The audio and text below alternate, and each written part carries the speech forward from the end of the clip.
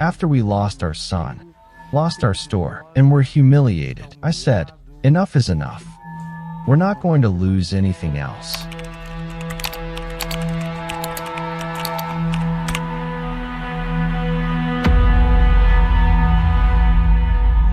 I was working at a company and my wife was... I said, what do you want to do for a living? Let's open a clothing store. Let's. We rented a space, a small space, and with the little money I had, I made the shelves myself. I made the counter myself. The fitting room. The first customer who came in asked us, are you closing down?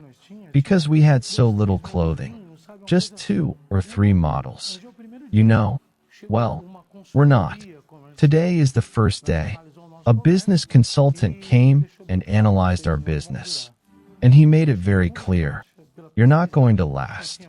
According to the research, there was no cash reserve, no reserve fund, no cash flow. And based on the merchandise we had, he said, look, based on our understanding of the numbers, you're not going to succeed. And my wife, in that situation, she called me and said, honey, don't go. Don't go because you have very little clothing.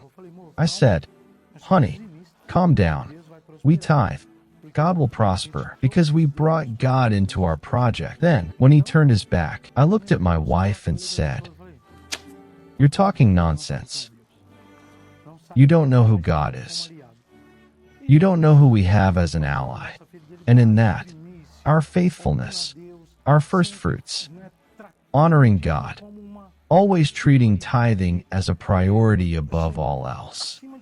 Continued. And as time went by, God gave us a car.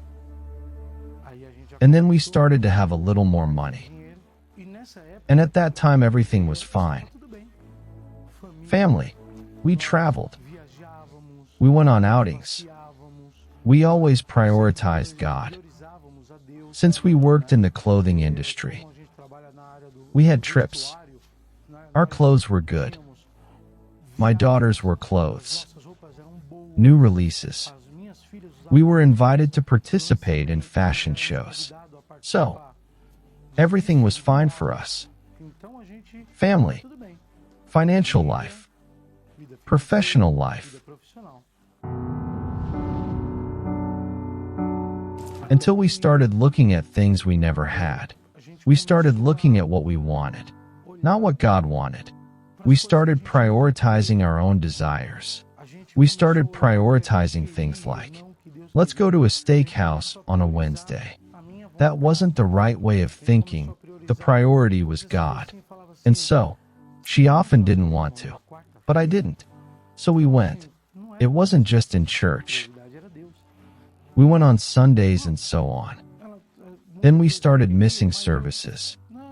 We started to stop prioritizing God.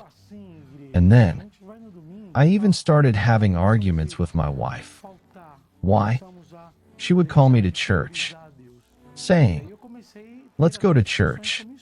I'd say, no, we'll go in the afternoon. Let's go eat some shrimp on the beach. And in the afternoon, we'll eat and come back. In the afternoon, we'll go to church. And I wouldn't go. And we were so lost. So completely lost, that in my mind I already knew.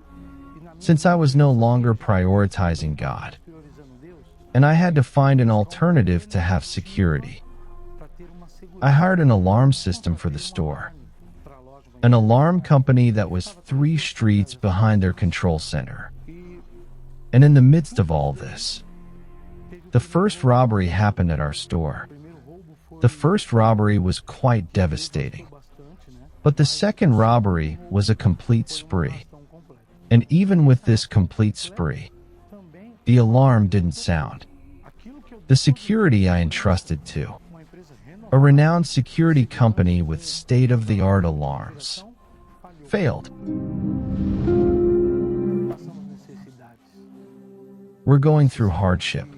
Hardship, like going to the supermarket to buy 3 eggs. The supermarket only sells them in sealed cartons, right? sending 3 eggs. Buy pork, which is cheaper. So, it's already second-rate meat. And pork is much cheaper than beef. And in the death of faith, the death of faith itself, you have no way out. You don't even know how to talk to God. You don't have the courage to talk to God. Because I'm in the mistake of having abandoned God. That was a point of great suffering. Until I reached the point where I had to say, enough. That's it. We need to return to God.